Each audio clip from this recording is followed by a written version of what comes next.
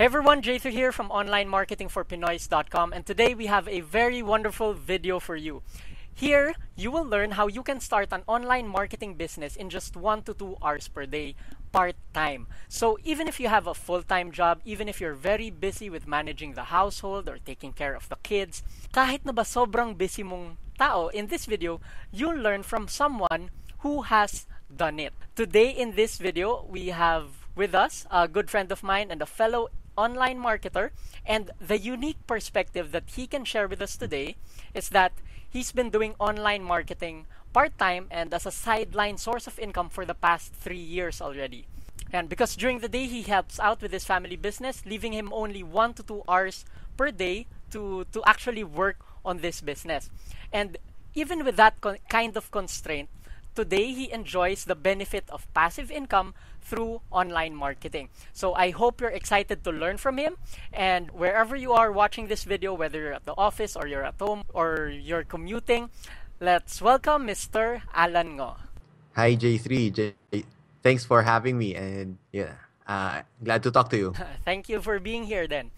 Okay, so Alan, let's start off by siguro, can you tell us a little bit about yourself then, like family, background? Sure. Well, I'm happily married. I graduated with a degree in accountancy, and I passed the board. I worked before for 4 years sa corporate world. I was an assistant bank manager. Then, after 4 years, actually, I hit a quarter-life crisis. Yung parang hindi ito yung gusto kong gawin. Parang I'm looking for something else. Then, I applied for a scholarship to work, and not to work, but to study abroad. So, I studied Mandarin Chinese, actually. So, medyo malayo from banking or accountancy. so that was around a year. That was around a year. So, after I came back, I went to work for my family business. Then, so far, that's how I ended up here with my full-time work. Okay. So, so from there, paano mo naman na-discover yung online marketing? Kasi parang ang layo niya talaga eh. Yeah, malayo siya. Actually, I have no idea what online marketing is. Kumbaga, when you study in college, you have no idea naman na ito yung gusto kong pasukin, online marketing. Nangyari lang is, I returned home. Of course, I joined the ranks of the unemployed. So, madalas ako, nasa bahay pa ako, I'm applying for jobs. And since nasa bahay ako, I'm online most of the time. Hindi kasi ako gala, so I don't go out often. So, naisip ko, I spend a lot of time online. Baka may ways naman na, do surfing productively, ganon.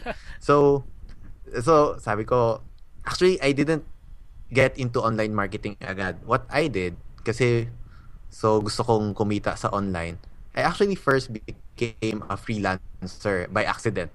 So, nag-research ako about Odesk, ganyan, yung mga freelance sites. Then, wala lang, I tried applying. Then, fortunately, nakapasok naman ako for a research job. Nakakatuwa pa dun kasi ang interview ko is via Skype din. So, naka-long sleeves ako, naka-kurbata, pero naka-shorts ako sa baba. Sabi ko, sobrang weird nito, pero syempre, yun lang naman makikita ng tao di ba? So, nakapasa ako. Then, I did that siguro for a good 4 months.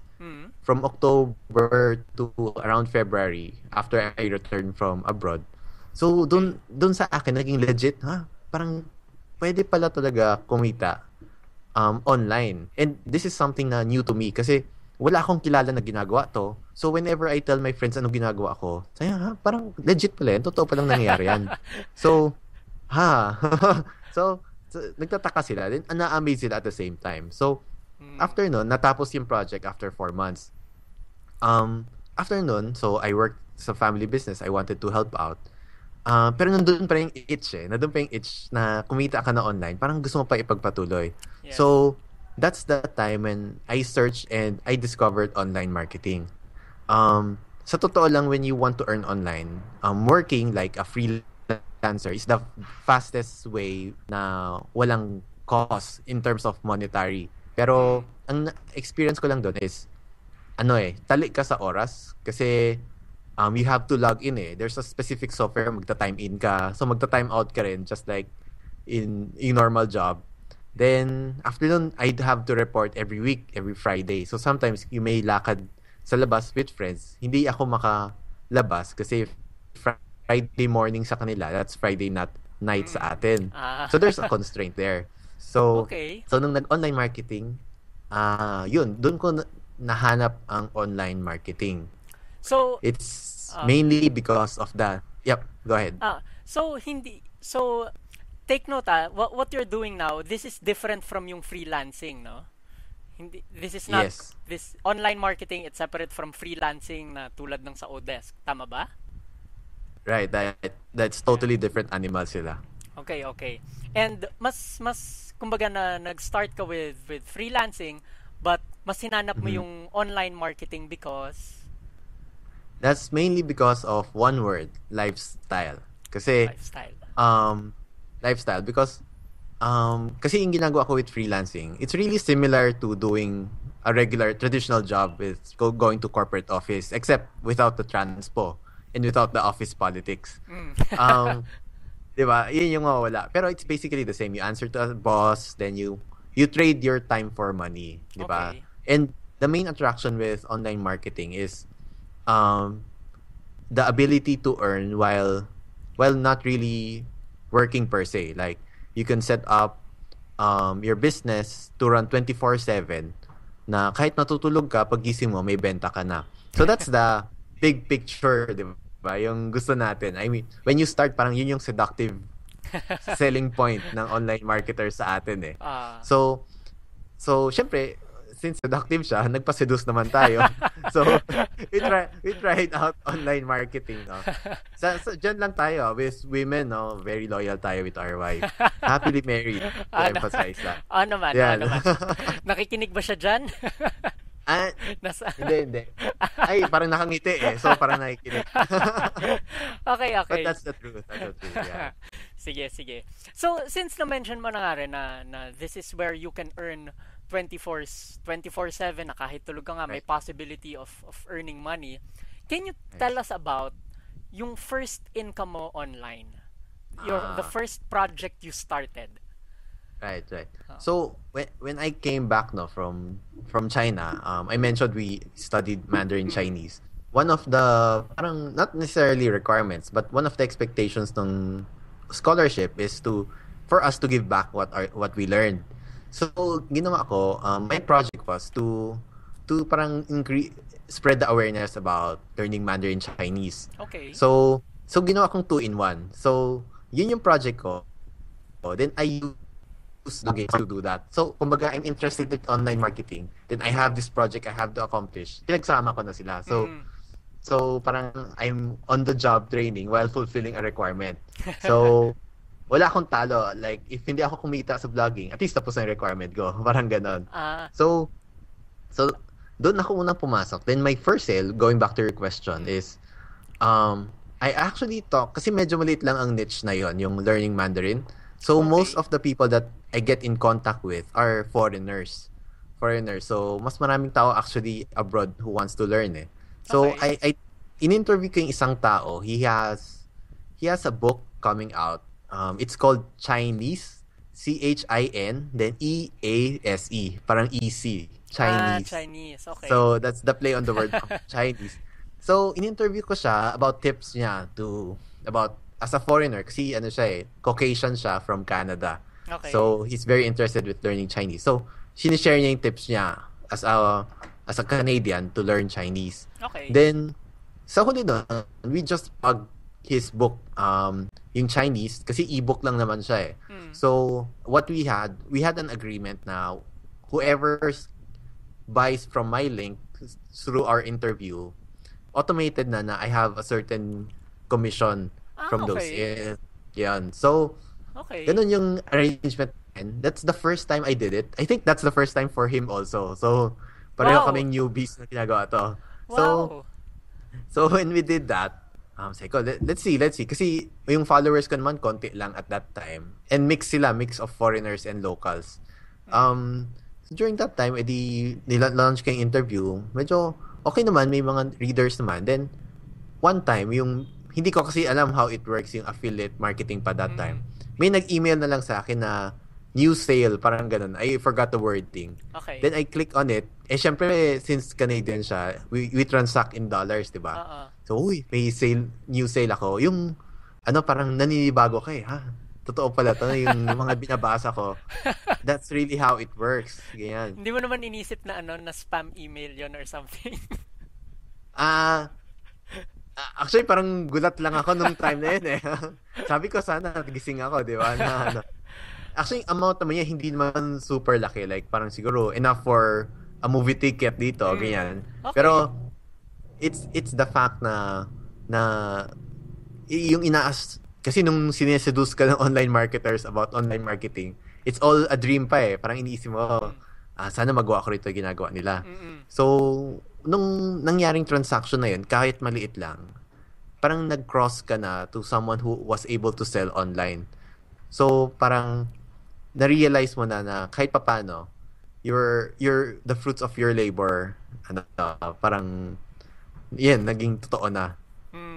Okay. Yun, so that was my first sale. Nakakatawa naman. I'm really amazed. Ngayon ko lang actually nalaman that hindi pala siya like affiliate product on ClickBank or anything. Yeah. So pareho kayo newbies na siya may ebook and then ikaw may kumbaga may site lang ako. May website ka lang. Okay. Oo. Okay. So yung site mo, did you make it for him o ginawa mo siya on your own lang? No. It was I had the site siguro a few months before I met him. So actually, yun yung medyo mali ko sa simula na actually I think I'll talk about this later on din. Pero ang mali ko sa simula is I was thinking of blogging as the business per se. So I wanted to earn through blogging. Pero sa totoo lang, iniisip ko, wala naman akong reeling way to monetize. Wala naman akong service na binebenta. Wala akong product na binebenta. So, I didn't create that site for him specifically. Nagkataon lang na I was giving good content sa site. Then, we were able to connect. Nalimutan ko na actually paano kami nagkakilala. Pero siguro, he stumbled upon my site. Then, nagka-email kami. So, ang maganda lang nagawa ko through blogging is I gave good content naman to people who are interested. Although, I wasn't selling anything in particular at that time. Okay.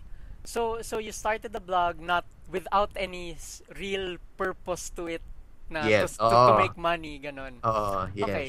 So how did you generate traffic netong time na to? May I just Okay, so since that time, newbie pa talaga ako with online marketing. Syempre, ang pinaka-accessible sa akin is social media. And even before, kasi nung mga nag-start ako, may mga 3 blog posts na ako para when I direct people there, may mabasa sila.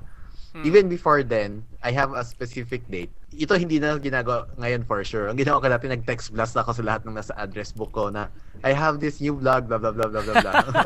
Tapos, sobrang old school. Nag-text ako sa lahat. Tapos, so after nun, edi sa Facebook page, hindi, wala pa akong Facebook page. So, it's just my personal Facebook.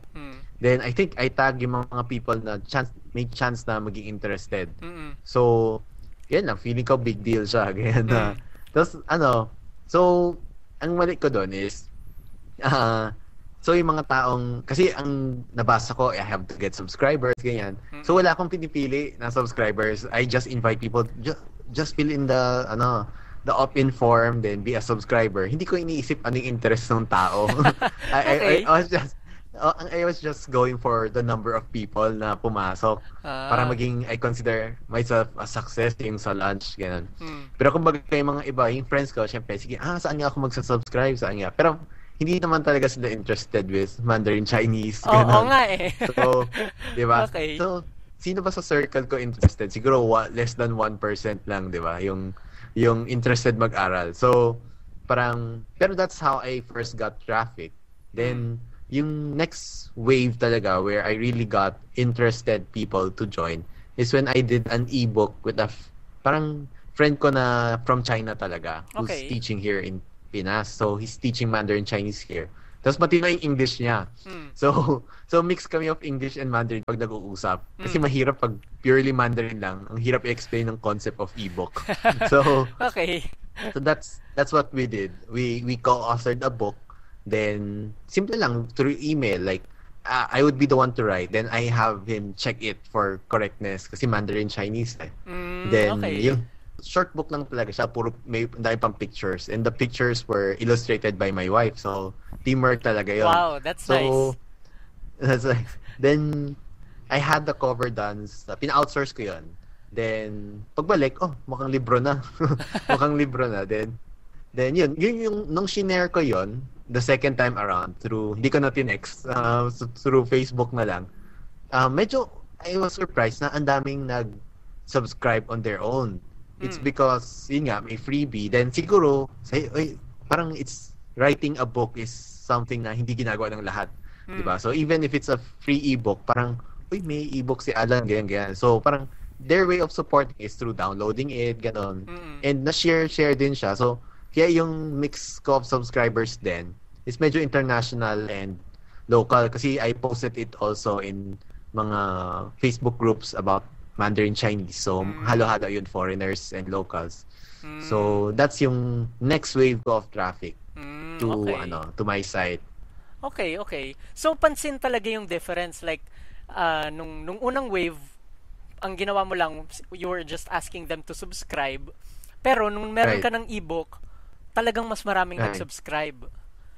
Oo. Ganun yung kasi sa una it was about me eh. It was about me, like I have my new site, I want you to subscribe, ganon. The second time around, it was about them, what can they get. So yung sinulat kong ebook is parang medyo different angle about language. So by nature, automatic na sila ang nagsa-subscribe because it's something they want. So yun yung change in paradigm na napansin ko. Okay. That's a very, very useful lesson na I think dapat maano talaga ng newbies nga na it's not about you, but it's about what you are offering your audience. Because to put it bluntly, no one really cares about you with online space. Ikaw lang, and even kapatid mo, kung hindi sila interested sa topic, they wouldn't really read it unless pilitin mo sila, di ba? So, yun, you have to think of your target market. Okay. So sige, I have this question na you were saying na nagsulat ka ng ebook. And Right. How long did this take you? Kasi like it might seem na like for a newbie na never pa nagsusulat ng ebook, Right. diba? It might seem like grabe naman, libro kagad, ganon. Ganon. Right. So, Right. what was your process in doing it? It's been quite a while na, no? Pero it's, siguro, I wouldn't say it took me less than 2 months, siguro. Back and forth din kasi yun eh. Actually, it's just a short ebook. Siguro, it was 10 clever Chinese idioms. Okay. I forgot myself. So, 10 smart, clever Chinese idioms na it makes you sound like local. Kasi, like yung mga idioms natin dito, di ba? Pag yung mga locals na ang nakakaalam gamitin, di ba? Like yung mga sa basketball, kangkong ka na, parang talo na kayo, gano'n. Yan. Di ba? It's mga terms na local ang nakakaalam. So, those are the terms na sinishare ko baliktad naman in Chinese. So, pag narinig ng Chinese local, parang native speaker to ganyan. So, yun yung appeal ng book. Okay. So, it's just 10 short ebook lang siya. Siguro not more than 30 pages. So, what I did was, number 1, this is the term, this is how you read it. Ito yung breakdown ng per character, ano ibig sabihin. Bakit siya pag pinagsama-sama mo, it means this. Parang ganun. Then, I have sample sentences that you could use. So, actually, parang ano lang naman siya, it's like a lesson plan. Pero I did it in a more quirky way. Kasi yung drawing doon medyo cute. It really didn't take that long. Siguro mga couple of months, part-time lang. Then sometimes there are days na hindi ko siya ginagawa. Sometimes hinihintay ko lang yung co-author ko. So, it's really not that hard kasi medyo may idea ka naman what to write eh. It's just formatting it in a way na yung kumbaga kung ako inaral ko, gusto ko ganun yung style, ganun. So, Okay. it doesn't have to be long. Ideally nga, the ebook should just give one specific benefit. So, yung benefit ko for that is, to sound more natural. Kasi natutuwa yung mga locals when they hear you say something na sila lang nakakaalam. So, Ah, it warms you up to them. okay, okay. Yun. So it's very interesting na hindi yung ebook na inoffer mo, it's not really about how to speak Mandarin Chinese, but it's about Mm-mm. just 10 idioms. So isang maliit na area lang kumbaga Yeah. nung buong Yeah. field. Mm-mm. Ah, Right. okay. So sige. It's been how many years ba since you started? I started studying it mga around 2011. 2011 pa lang. Okay, 2011. so 4 years, 4 years Yeah. na. Okay, Yeah, 4 years na. okay, so can you tell us about what you're doing, a little about what you're doing now, and kamusta na 4 years into online marketing? Right. Parang isang college course na rin no? 4 years na. It feels that way, but I enjoy it a lot more. Kasi right now, I'm doing more into affiliate marketing. Okay. I had a taste noon with my Mandarin site. Right now, I'm running trulyrichclubblog.com. For those Okay. of you not familiar, I'm an affiliate of the Truly Rich Club. Very creative yung name ko, no? Dinagdagan ko na ng blog. Um, Truly Rich Club of Brother Bo Sanchez, where he teaches people how to invest in the stock market, especially for beginners. So, well, I'm a customer first. More than a year akong member ng site before I referred people to the site, to TRC. So yun yung main site ko right now. That's where my online business is. And like before with Mandarin Chinese, I have a freebie as well naman for this course. I mean for this site. This is my stock market crash course for beginners. So Okay. this is what I give away naman. I want to give value to people, whether or not they become members of TRC. I think that's one of the things that new online entrepreneurs like those listening to us should need to understand na we have to give people a lot of value first and not think of the end game na money, money, money lang. Kasi it will affect the content that you put out. So if you want to see how I did that, you could go to trulyrichclubblog.com to see how it looks and para to get some pointers from there as well. Then I'm launching a new site right now. It's called digitalsolopreneur.com. It's about what we're talking about, online marketing for part-timers naman. So I have a few resources there that I use na very helpful, particularly for part-timers like me. If you're interested, you could go there to digitalsolopreneur.com/tools, TOOLS. That could help you out. Supplement kung anong tinuturo ni J3 sa inyo, that could help you out as well. Then, so far, in terms of rewards, financially and parang personally, it's very helpful. Especially in personal growth. Kasi with regard to the course I mentioned with the stock market, of course, nag-increase ang affiliates ko from TRC, which is Truly Rich Club. Nag-increase siya by multiple folds because of the course, because I gave value first. But more than that, if you subscribe there, makikita mo sa baba, there are comments from people who watch the course. When I see the positive comments below my videos na ang pinakagusto ko doon is, pinaka-touching is, when they were in fear of the stock market, takot sila, hindi nila maintindihan what it is about. Then, when they watch the video, they go through the whole entire process of learning. Then, by the time natapos sila, naintindihan na nila. And natuwa sila that it was easy to understand na in layman's term. So, parang mapapansin mo, kasi when we enter online marketing, we think about, syempre, kikita. It's natural, di ba? Gusto talaga natin kumita online. Then, part of that is, parang as a byproduct, we make an impact to other people as well. So, yun yung learning ko din from 4 years of doing this, that aside from the monetary benefits, which are rewarding by itself, helping people out is really something that you really can't pay for. So So, yun yung siguro, I think, when we go into online marketing, like people who's watching this or hearing us, it's okay that initial goal natin is to make money, which is very helpful and practical, di ba? Like me, I Yes, correct. got married. We're going to have a baby soon, di ba? So, kailangan mo din talaga ng pera. Who doesn't, di ba? But in doing so, let's not forget that by getting subscribers, we are making an impact to other people's lives as well. So let's be let's try to make an impact, positive impact as well, and not be a sleazy marketer. Yun. Okay. I think very important talaga na, kumbaga, I think lahat nga tayo pumapasok into online marketing na, we look for the opportunity part. Tapos, kapag dumating na nga yung opportunity, what makes us stay is yung mga thank you na nakukuha mo from people, from transforming lives na nga, di ba? Right. That's right. Kasi kung isipin mo, like, our topic is doing this part-time. We only have 1, 2, if max, mga 3 hours dyan. So, gusto mo sulitin talaga. You're sacrificing your rest time eh.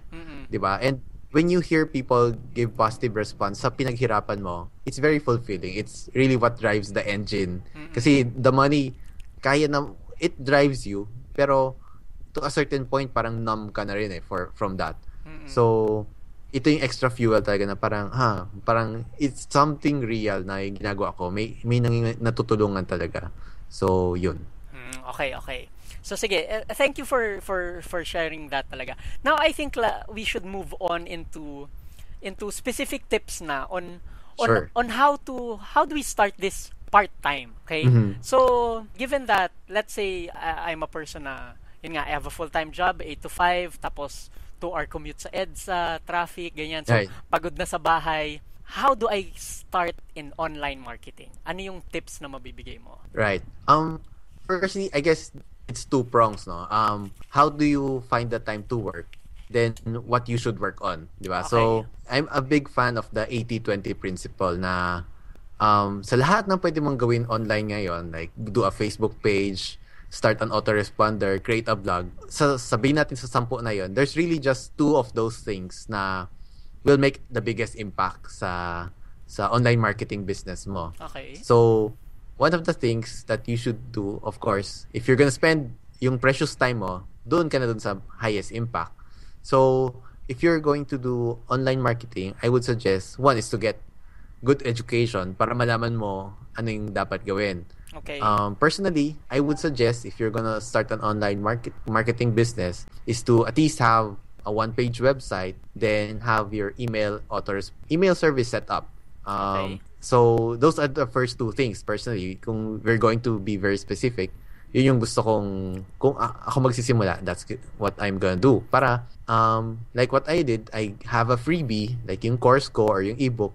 Kahit yun lang muna naman ng website ko, and mag-subscribe sila to get that. Even if I don't have a blog yet, I could deliver value to them. Diba? Okay. So may value na bibigay sila, may subscriber ka na. So even if you don't have a blog yet, wala ka pang blog post ideas, nakakaipon ka ng subscribers, then eventually you could contact them.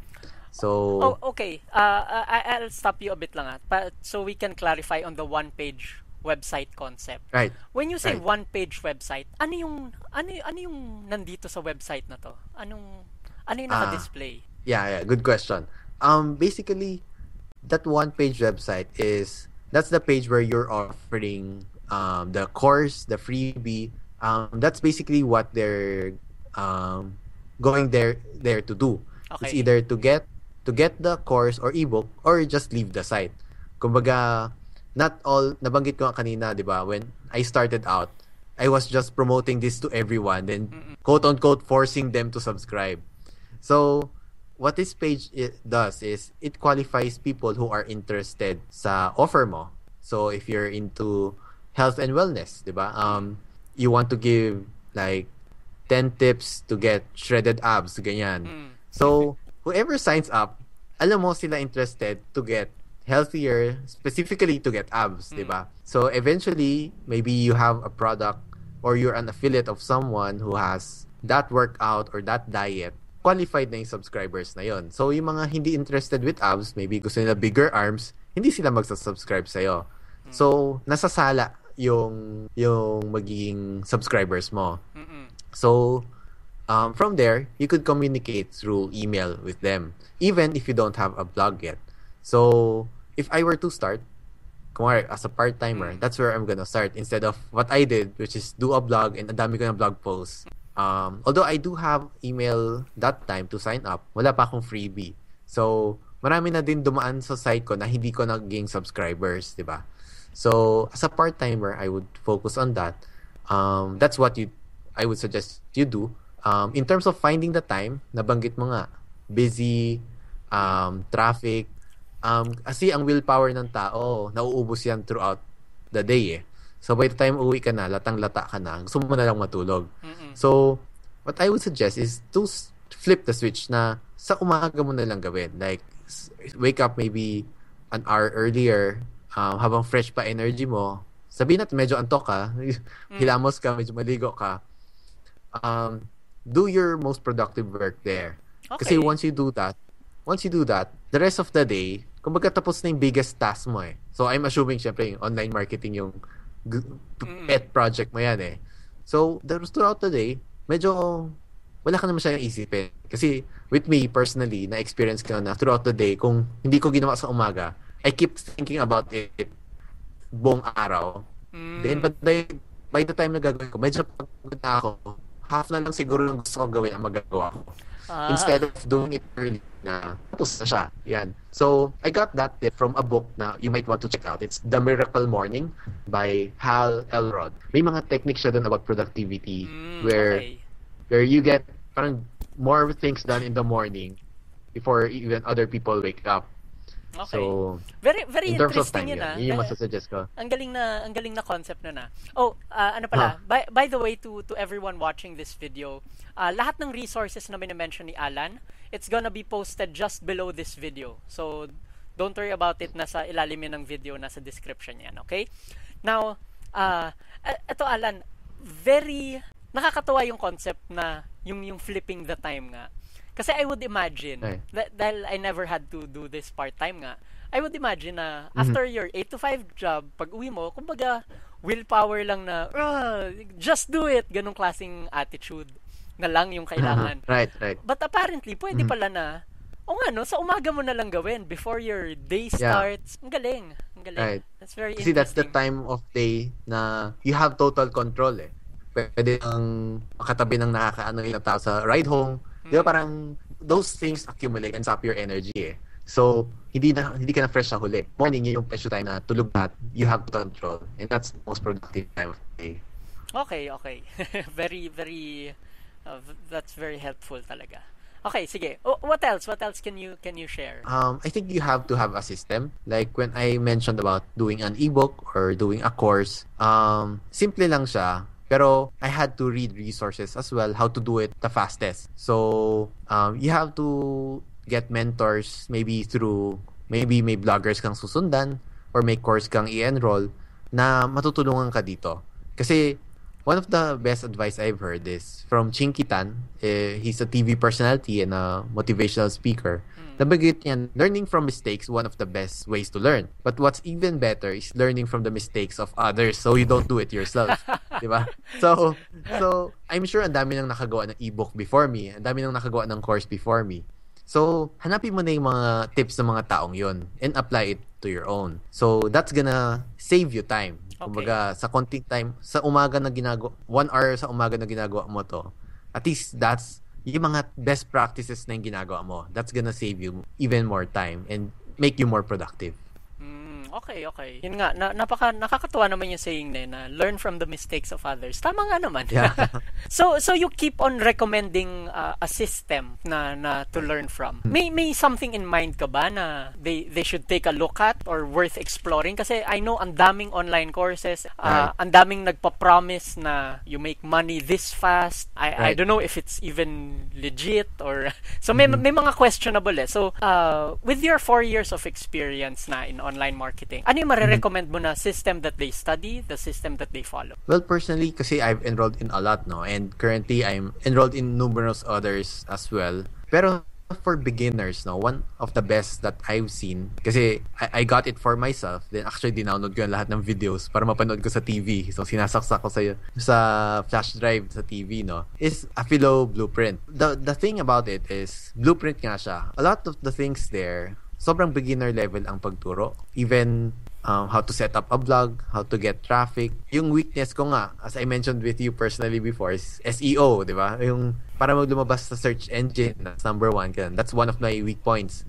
Okay. It means also that hindi mo kailangan ma-perfect lahat, to be successful online marketer. You have to find your niche as well. So, with AffiloBlueprint, it maps it out for you. Meron traffic, may content, Autoresponder, yung ibang technical stuff. Kasi personally, I'm not a techie as well eh.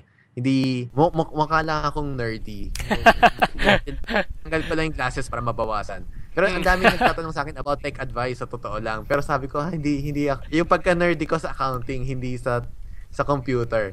So, that's one of the challenges. So, malaking tulong yung AffiloBlueprint for that.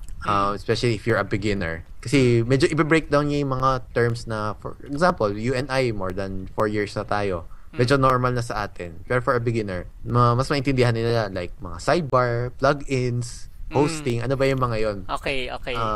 So that's one of the benefit for a newbie na non-techie, di ba? Then, with design, I think they're gonna give you, like, may theme din sila binibigay, and hosting.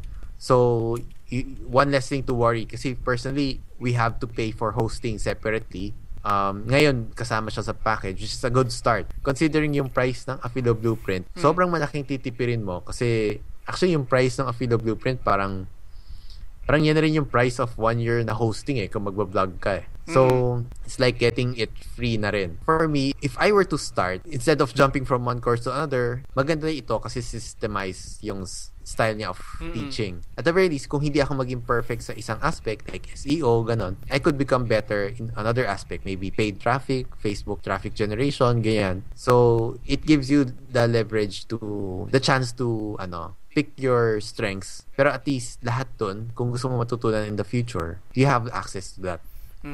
Okay. So, etong AffiloBlueprint, in your perspective, this is, kumbaga, comprehensive ba? O may specific area lang siya na hinihit sa actually, online marketing? It's funny na the way I found out about AffiloBlueprint is I was searching for products I could promote as well before. Okay.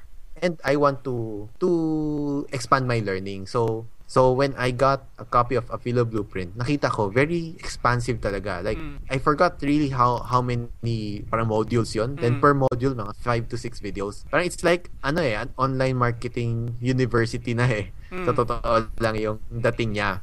Okay. So, it hits all aspects. Even nga yung iba, hindi ko alam, meron pa palang ganong aspect ang online marketing nandun sa AffiloBlueprint. And one of the ways that I get into courses, really, kasi yun nga, sa internet, bibili ka ng gamit, maraming uncertainties di ba? Hindi mo kilala yung tao. True. Hindi mo sure kung scam or hindi.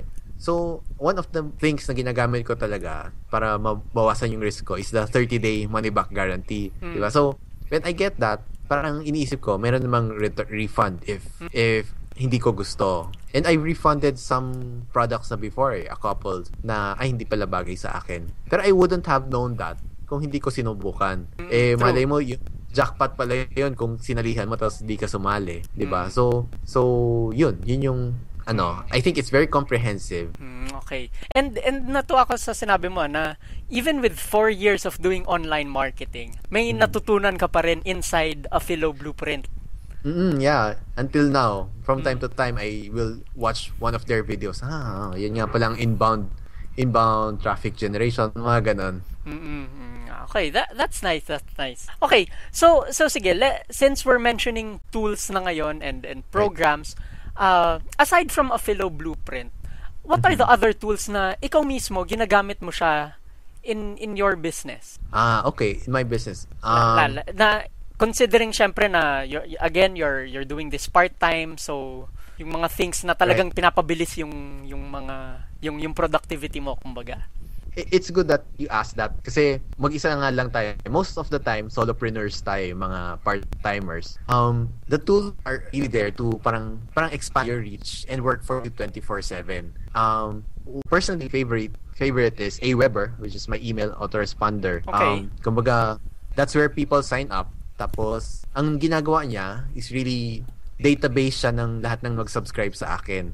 So, instead of, kumbaga, in simple terms, kung wala kang alam with email autoresponder, ang ginagawa natin, di ba, kung gusto natin mag-mass email, login ako sa Yahoo Mail ko, tapos ito-type ko lahat ng email address ng lahat ng kakilala ko na gusto ko sendan. So, sigurado spam ang bagsak mo yan. So, with email autoresponder, you could send to maybe 10, 20, 10,000, 20,000 people. It will arrive in their inbox. So, that's a way for you to communicate with your readers. As an online marketer, that's very critical. Kasi yung mga visitors, nag-visit sa site mo, unless ang site mo is Huffington Post or ESPN, hindi na babalik yung mga tao sa site mo. So, this is one way of you to get their emails na, uy, I have this something that might help you out, ganyan. So, that's one of my main tools and most of online marketers. So this is Aweber. It's an autoresponder that allows you to email and program it na rin. So, hindi mo siya kailangang bantayan. No? Basically, to emphasize how important that is, kung mawala na yung blog ko, mawala ang Facebook page ko, mawala ang even Facebook personal account ko, as long as I have the email autoresponder, I could still run my online business. So that's how important that is. The next tool I would suggest, ito naman ang sinasuggest ko dito is for you to quickly get your site up. So one of the tools that's very helpful for me is Lead Pages. So what Lead Pages is, di ba ako non-techie, then isa pang problema ko is I'm bad at design. Okay. So, hindi ko alam paano pagandahin yung site ko. Okay. So, what Lead Pages does is, meron na silang template ng mga sites, ng mga page na magaganda, like professionally designed. So, software actually siya na instead of coding, yun kasi ang tawag sa pag gumagawa ka ng website, di ba? You have to code yung itsura niya, yung functions. Sa kanila, pre-coded na. What you have to do is, kung may gusto kang palitan na text, you don't have to go to the code. I-click mo na lang siya, then just change the text. So parang ano siya, website for dummies ganon. So that's what I do. Kahit wala akong website of my own, I could use that. Then doon na ako gagawa ng yung freebie ko, doon ko ilalagay. Then they could sign up. I-integrate ko yung Aweber dyan. Like sign up here to get your freebie. Then yun, subscriber ko na sila even without a website. Just a page from Lead Pages. So that's the quick start version for me. If you're gonna start, then yun. Of course, with these softwares, may cost yan, di ba? Okay. So yes. Sige, may tools ka pa bang idadagdag or that's it? Para we can, kasi yung next question ko, it's about the startup costs na eh. Startup costs. Okay, I think for now, yan na lang muna. Then, for the other resources, I'll give them a link where they could find out more. Sige. Okay, sige. So given these three tools, like Affilorama is the training. Sorry, AffiloBlueprint. AffiloBlueprint. And then you have Aweber for your autoresponder, and then Lead Pages para dun sa one-page website, no? Tama ba? Right. That's right. So, etong mga to, magkano yung mga yan? How much does it take to start in online marketing? Right. Sige, to give you a perspective, no? Kasi when we go into online marketing, we should treat it as a business. Kasi marami nag-iisip na gusto free, then gusto malaki ang kita. Di ba? So, yes. So, parang you'd have to, kasi may questions nga na, is it possible to earn online marketing na free? So let's address that first before baka merong ayaw naman gumastos, di ba? Yeah. Of course, it's possible na kumita for free. Sabihin natin, personally, when I was starting referrals for TRC, Truly Rich Club, ang unang affiliate sales ko naman is through word of mouth. Right? So, friends ko, I talk to them about TRC, nagsasubscribe sila. Okay. So, may a couple of affiliate sale ako. Wala naman akong website and anything. Ang problem lang doon, if kikita ka, pero ang question next is it enough? Diba? Siyempre, ang skill, ang area, yung taong makakamit mo, it's just limited by your immediate surroundings, diba? And ang point nga natin with online marketing is we don't want to trade our time for profit. So gusto natin kahit hindi tayo ang mismong nagtatrabaho ngayon, may automated system to make it work. So if you want to graduate to that, there are of course costs involved. So in terms of costs, kasi I've been into business as well.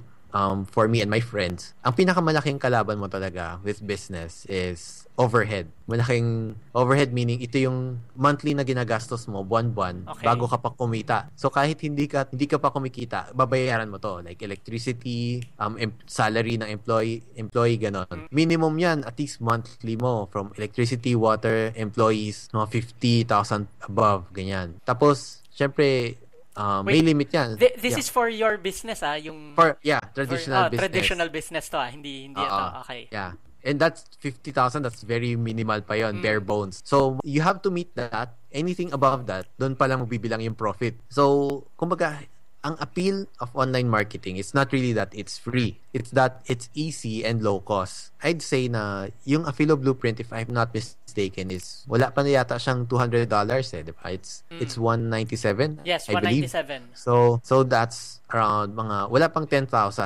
for education. Yes. You'd think education, we go to college for 4 years, di ba? Yes. Well, of course, depending on where you go. Pero yung 10,000 kahit high school, minsan, kulang-kulang pa yun eh. Then that's your education na. Allowance pa lang yun. Allowance pa lang yun. Yeah, allowance diba? pa lang yun ngayon. Right. And that's gonna be your education that would equip you to do an online business to generate passive income. So, kumbaga, for me, plus the 30-day money back guarantee, you can even test it out. Then, kung hindi bagay, edi refund. Wala kang makikitang business na pwede mag-refund ng capital mo. Kung pumalpak, di ba? Kahit food cart, kung pumalpak, sorry na yan. At least this one, if you try it out, hindi okay, ma-refund mo pa. Wala kang makitang ganong business with like traditional businesses. Then next, in terms of Aweber and lead pages, Aweber, that's first 30 days, that's free. So afterwards, that's, I believe, $19 a month up to 500 subscribers. Okay. So nag-i-increase yan pag tumaas na. Pero you don't have to worry about that yet. So again, sorry yung Aweber, it's free for the first 30 days and then $19 per month up to 500 subscribers. Yes, oo. And then pagka tumataas na siya, yung subscribers mo, lumalaki na rin yung fee. Yeah, lumalaki na rin yung free. So ideally, you will be able to convert them into customers as well to pay off yung overhead mo with Aweber. With lead pages, that's a bit of a more premium service. I think yung pinaka-basic niya, that's $37 a month. Okay.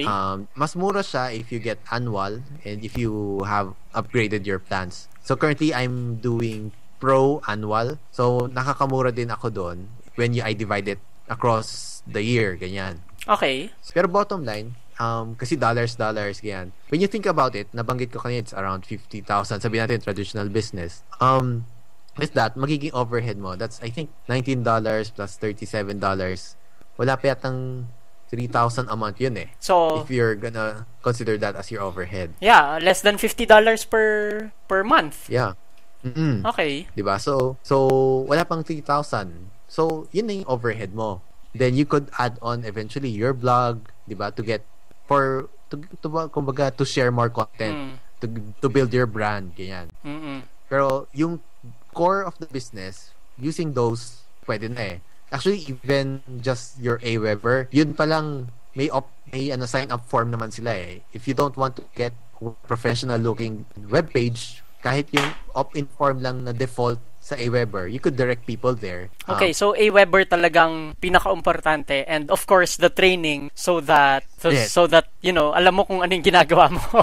Yeah. Kaysa subscribers, you don't know what to do.